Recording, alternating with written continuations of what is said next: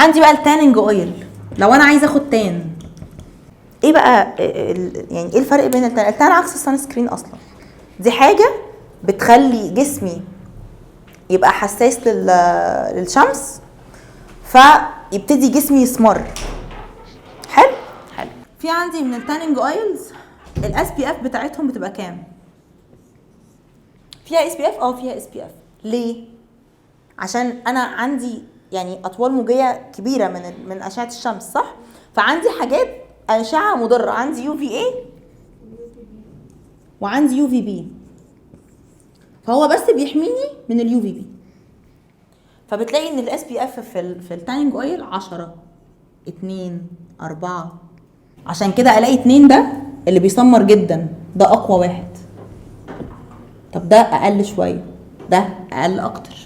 عشان كده في سان تانينج اويل بيديني اللون البرونز، يديني الدارك سكان، يديني اسود خالص، وهكذا.